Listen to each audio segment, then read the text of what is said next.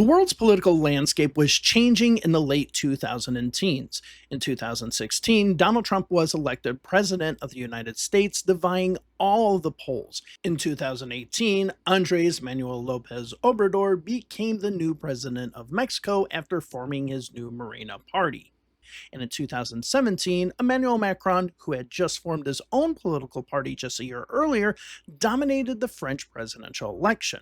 However, Macron's win was different. While Trump had been well known in the United States for nearly 40 years, and Obrador had been involved in Mexican politics for decades, as well as a twice failed presidential candidate, Macron seemingly came from nowhere.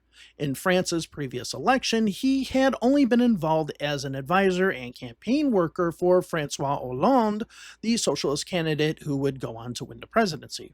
Before that, he had been involved in consulting, as well as involved with investment banking, but he wasn't really public at all. Sure, he dabbled in some political campaigns in the past, but not in any senior role where he would have been known publicly. He really did come out of nowhere. So how did this happen? Today we're going to look at the 2017 French presidential election and the dominoes that fell that allowed an obscure former presidential advisor to become president of France. Hello, welcome to Election History. My name is Dave and I look at the history of campaigns, elections, candidates, political parties, and so on.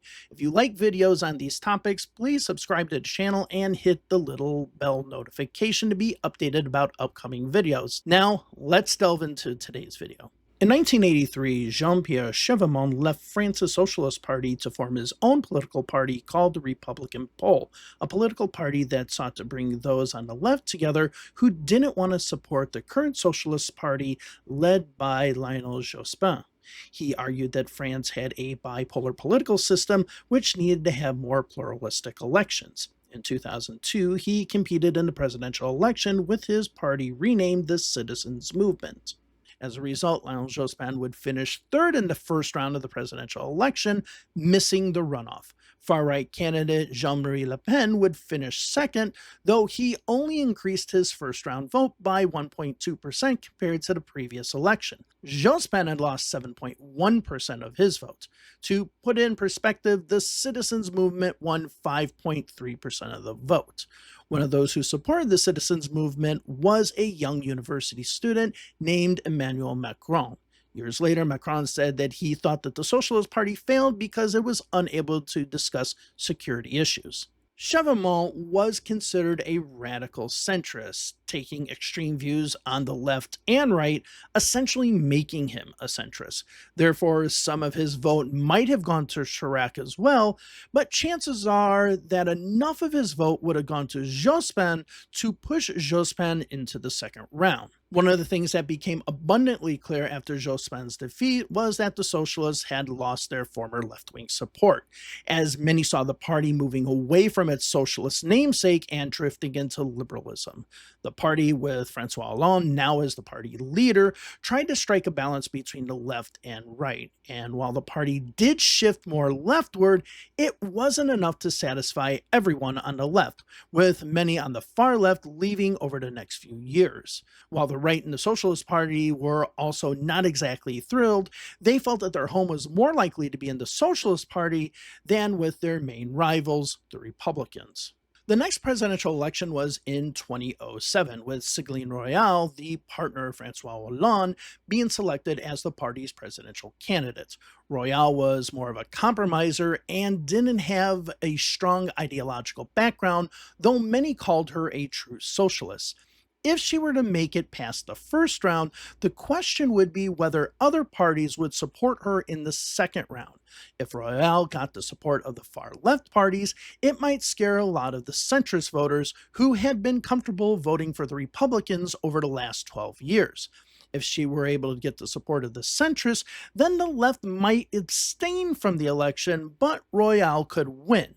One of those pushing for the latter was Emmanuel Macron, who advocated for Francois Bayrou, the leader of the centrist Union for French Democracy Party, to support Royal in the second round. After the first round of the election, in which Royal finished second, the left parties immediately lined up behind Royal, while Bayrou didn't support Royale.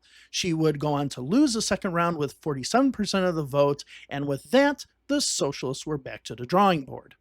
With that, let's talk about the Republicans a little bit. Ségolène Royal lost to Nicolas Sarkozy, the Minister of the Interior under Jacques Chirac. When he entered office, he had the highest approval rating since Charles de Gaulle. But soon after being elected, his popularity started to drop massively. Interestingly, it wasn't because of his policies, though some were controversial, but because of his appearance, often being seen as ostentatious. He came across as being a playboy instead of a world leader, with his divorce from his second wife to marry famous French singer Carla Bruni as an example. Even though there was some shady stuff going down, like considering the appointment of his son to a government position, he also had to deal with the 2008 financial crisis as well as a number of international conflicts in which he took an interventionist approach. As with the Socialists, there were also rifts within the Republicans. See, in France, the role of Prime Minister and the National Assembly is actually to be the government for the nation, which makes the Prime Minister, who at this time was François Fillon, the head of government. The president is the head of state, but has sweeping powers over the National Assembly, such as being able to appoint a new prime minister. While the president has these powers, the legislative branch was seen as having a strong level of autonomy. But Sarkozy wanted to change this relationship, making the prime minister simply a yes man for the president. In fact, when asked about it, Sarkozy said that, quote, "The prime minister is the collaborator, I'm the boss.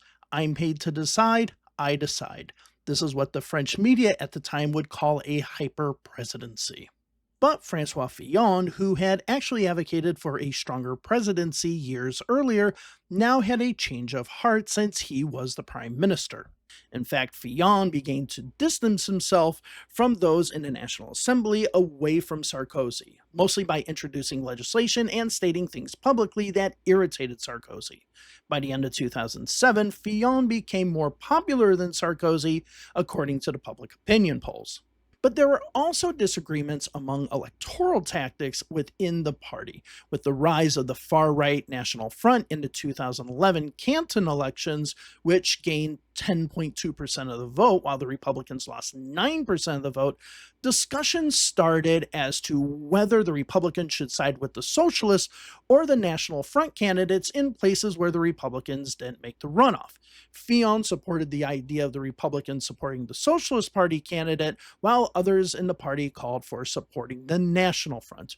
Rumor has it that Sarkozy actually preferred the latter choice, the National Front. As for the Socialists, there were some tensions as well. Both Ségolène Royal, the last presidential candidate for the Socialists, and François Hollande, the party leader and Royal's partner, had a very public breakup which led to a fracture in the party. In 2008, Hollande decided not to run for party leader, instead backing Bertrand Delanoë, the mayor of Paris at the time. Delanoë lost to Lille mayor Martine Aubry. Being on the outs with the party, Hollande, who had always intended to run for president, announced on March 31st, 2011 that he was running in the 2012 presidential election, with one of his earliest supporters being Emmanuel Macron. This was a daring move, as Martine Aubry and Dominique Strauss-Kahn were dominating the polls for the nomination. Aubry would go on to endorse Strauss-Kahn on May 3rd. However, 11 days later, Strauss-Kahn was arrested in New York City on sexual assault charges, thus killing his chances to be the Socialist Party candidate. While not officially announcing until June 28th, Aubry indicated that she would essentially take over from Strauss-Kahn. There weren't too many sparks in the primary, though Aubry said that it was the media who had created Hollande as a serious candidate. Ségolène Royal, who was also a minor candidate for the nomination, said that Hollande had never had any real experience in governing previously, and that his time as the Socialist Party leader saw a number of heavy losses. But in the first round, Hollande won 39.2% of the vote, with Aubry winning 30.4% of the votes. Of those who didn't make it to the second round, Royal, Manuel Valls, and Jean-Michel Baillet all endorsed Hollande. As a result, Hollande easily won the second round on October 16th with 56.6% of the vote. As for Sarkozy, he announced that he would run for re-election a few months later on February 15th 2012. By this time, his popularity plummeted, and many political insiders thought that Sarkozy might finish third behind the Socialist candidate and the National Front, now run by Jean-Marie Le Pen's daughter, Marine Le Pen. Some polls had shown that if Aubry or Royal had been the nominee for the Socialists, that Le Pen could finish second in the first round of the presidential election. But once Hollande was selected, Le Pen significantly fell behind both Hollande and Sarkozy. With a number of good campaign appearances, Sarkozy's image started to recover. Hollande would go on to win the first round of the election with 28.6% of the vote, but Sarkozy wasn't far behind with 27.8%. Marine Le Pen was a distant third at 17.9%. In the second round of the election, Sarkozy didn't find a lot of electoral support amongst those defeated in the first round.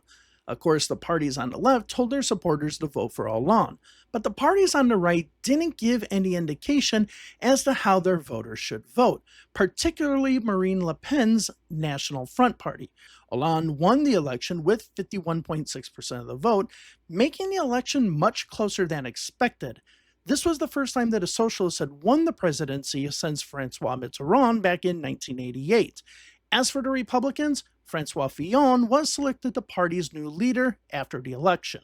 Upon assuming the presidency, François Hollande appoints Emmanuel Macron as Deputy Secretary General of the Élysée, which is part of the presidential team. Many in the media were interested in Macron, who hadn't been well known until then. They were interested in seeing how a 34-year-old who hardly anybody knew became part of the inner circle of the French president. As for Hollande, it was a rough start to his presidency. He wasn't someone who knew how to govern, and thus was attacked from the left, right, and center. The left said that he was giving too much away to businesses, with the right saying that he was pressuring businesses too much. All agreed that his governing led to a lack of quality government. Macron had been one of those in his inner circle that had been pushing Hollande to move the party further to the right on economic issues, but Hollande rejected Macron's recommendations. Macron would eventually resign his position at the Élysée. Yes, he had been given a seat at the table of the French president, but he felt that he had no influence and was being ignored by Hollande. At this time, the Socialist Prime Minister was Manuel Valls. Valls had recommended that Macron should be appointed as the budget minister. However, Hollande rejected the idea because Macron had never been elected to public office. Still, Macron was appointed Minister of the Economy and Industry in Valls' reconstructed second government on August 26, 2014.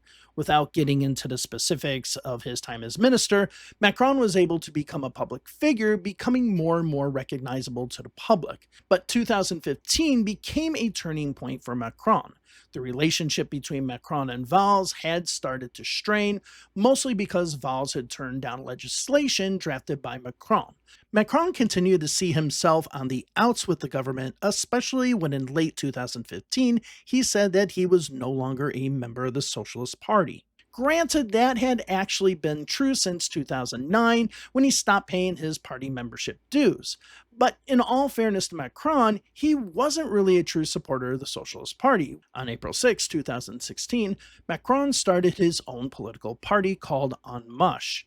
However, the wheels had been rolling on a Macron political movement for some time. In June of 2015, nearly a year earlier, Macron supporters created a website and Facebook group called Les Jeunes avec Macron, which tapped into the young socialist movement, giving Macron a base of support for any future political move. They would also expand their support by reaching out to socialists who were disillusioned with François Hollande, mostly those who had been supporting Dominique Strauss-Kahn before his scandal. This gave En Marche both financial backing as well as a strong grassroots organization. Macron remained minister for a few more months, but when Hollande said that he needed to serve as minister without talking about any presidential ambitions, he resigned on August 30th, 2016 to focus on building En Marche. In the first polls conducted after his resignation, Macron's party polled between 16% and 20%, well ahead of François Hollande, who was hovering around 13%. The Republicans, who had yet to pick their candidate, performed slightly better than Macron, anywhere between 20% and 35%. But the party with the most significant lead in the polls was Marine Le Pen's National Front Party, anywhere between 28% and 30%. Marine Le Pen was elected as leader of the National Front in 2011, replacing her father Jean-Marie Le Pen. During her leadership campaign, she sought to distance herself from her father, thus wanting to make a bigger tent of the party. She would, and still does, reject her party's labeling as an extreme right party, saying that the party's beliefs fall within the mainstream of political discourse.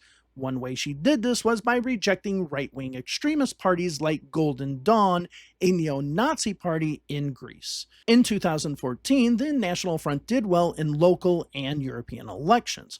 The party also started to see a rise in support of those under 35 years old. Much of this had to do with the party encouraging younger voters to be part of the internal affairs of the party, with one of those being a young Jordan Bardella, the leader of the party today. One might assume that the National Front might have been doing well in the first round just because of the terrorist attacks that had happened in 2015, but these events really didn't affect the party's numbers positively or negatively. But while they were doing well in the first round polls, the same couldn't be said about the second round. Le Pen was losing to all of the main potential presidential candidates in the second round by a substantial margin, except for one, that being the current president, Francois Hollande. Before we continue the video, if you aren't subscribed to the channel and you like this video, please subscribe to the channel and click the little bell to be informed about new videos. You can also become a member of the channel by clicking join below, or you can join my Patreon. I have just started both, and here are our members so far. You can join them and get early releases as well as members-only exclusive videos, such as the most recent video about Bill Clinton's Sister Soldier moment. With that, I want to thank everyone who has supported the channel so far. Now, back to this video. There had always been talk that Hollande would only be a one-term president, since his public approval numbers were low and that his 2012 election was simply seen as opposing Sarkozy. When it came to the presidential matchup polls, the Socialist Party performed poorly, with former socialist Jean-Luc Mélenchon constantly ahead of Hollande. It wasn't just the case that Hollande was not making it to the second round, but that he might not even be the top choice amongst voters on the left. And with Macron taking away votes from the right, the Socialist Party was kind of in a tight squeeze. With that, on December 1st, 2016, Hollande declared that he would not seek the presidency for a second term. As a result, Benoît Hamon would be selected as the Socialist Party's candidate. The selection of Hamon represented a strong leftward shift in the party, with he and Jean-Luc Mélenchon seeing eye to eye on many issues. But unlike previous elections, where the Socialist Party would ask smaller leftist parties to withdraw so that a right-wing candidate didn't win, it was Mélenchon who was asking Hamon's Socialist Party to drop out. Had Hamon dropped out, it is highly likely that Mélenchon would have made it to the second round.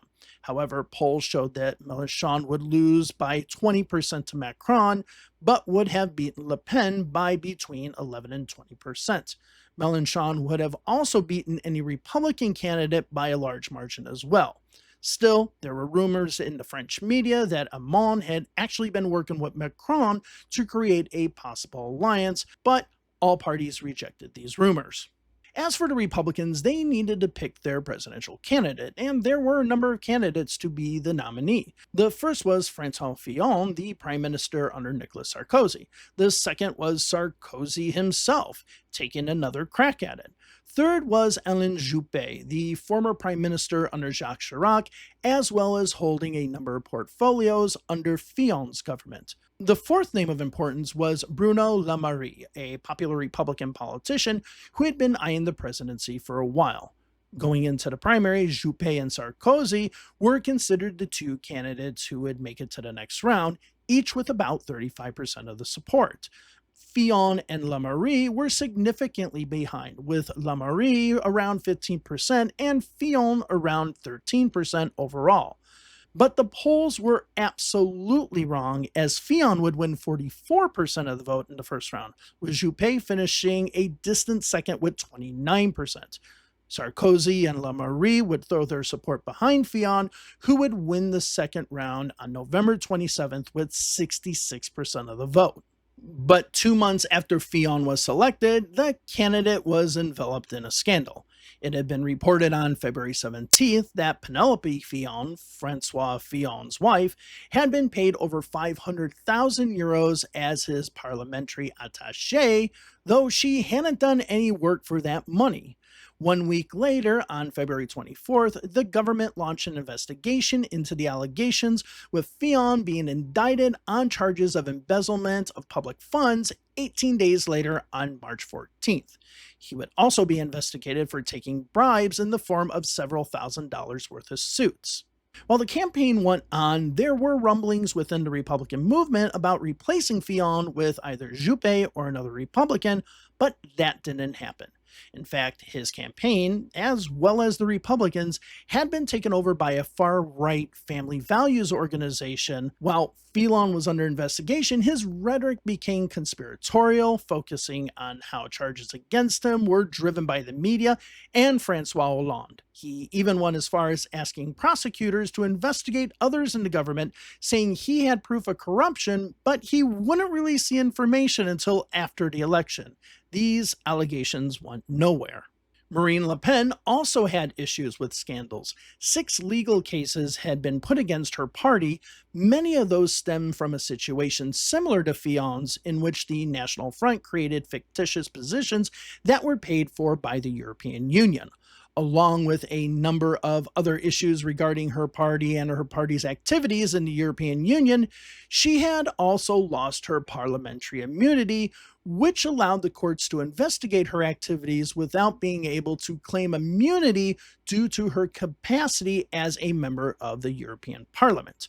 1 month before the first round of the election, Le Pen was polling at around 27%, but 2 days before the first round, her numbers dropped to around 22%. On March 18, 2017, the Constitutional Council published the names of the 11 candidates for president. With the first polls being released, it was apparently clear that Macron and Le Pen were to be the top 2 candidates in the first round. As for Macron, one of his closest rivals for the center vote, Francois Bayrou, decided not to run for president and endorsed Macron. While he had only been polling around 5% in the pre-election polls, Bayrou's numbers could be just enough to push Macron over the top, especially in a crowded field. As for Fillon, the scandal was sucking most of the support from his campaign, with almost everyone expecting him to lose in the first round. Much of the support that peeled away from Fillon went to Macron. In the months before the first round of voting, Macron was leading in the polls with around 25% of the vote. With the exception of scandals, the campaign itself wasn't really eventful. There were 3 debates scheduled, but only 2 took place, as Jean-Luc Mélenchon refused to take part in the third debate since it was only 3 days before the election. Instead, France 2, which was to hold the third debate, decided to have a format in which each candidate would answer questions with journalists one-on-one. Most of those participating targeted Macron, who was now clearly the frontrunner. They also targeted the media, who they had charged with giving Macron extremely positive coverage, which was unfair to his opponents. However, in the middle of the program, a terrorist attack took place on the famed Champs-Élysées, in which police officers were targeted. 1 police officer was killed and 3 people were wounded, one of which was a German tourist. As a result, a state of emergency was declared to protect the upcoming elections. This was the first presidential election held in France during a state of emergency. With this attack, many thought that this would help the National Front, as well as possibly the Republicans. But because the campaign blackout 44 hours before the polls opened, there was very little that anyone could say on the topic. It was in this atmosphere that French voters went to the polls, with Emmanuel Macron winning 24% of the vote and Marine Le Pen with 21.3% of the vote advancing to the second round. Both of these candidates performed worse than expected, but they were still expected to be the top 2 candidates. Surprisingly, Francois Fillon finished third with 20% of the vote, barely behind Le Pen. Had scandals not tarnished his reputation, or if the Republicans switched candidates, it's very possible that the Republicans could have finished second place or even first. Jean-Luc Mélenchon finished fourth with 19.6% of the vote, which was also just 1.7% shy of Le Pen's numbers. If Benoit Hamon, who finished fifth with 6.4% of the vote, had dropped out and supported Mélenchon, Mélenchon might have finished second place. There were so many what ifs in this first round of the election. Going into the second round, which was only 2 weeks away, both Francois Fillon and Benoit Hamon endorsed Macron. Jean-Luc Mélenchon didn't indicate who he would vote for, instead saying that he would not vote for Le Pen. Most support around the country lined up around Macron, such as President Francois Hollande.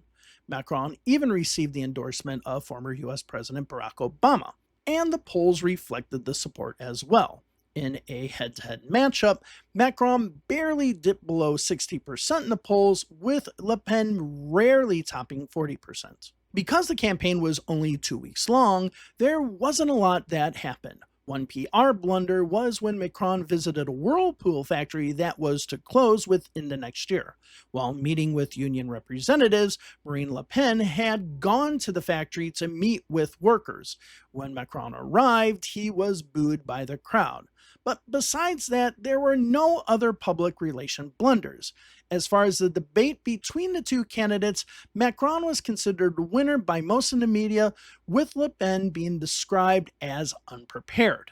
The biggest thing that could have impacted the election was Macron leaks. Just a few hours before the blackout was to take place, over 20,000 hacked emails from Macron's campaign team was made public. Because these leaks were just hours before the blackout, Macron and his campaign could not respond to the leaking of the emails.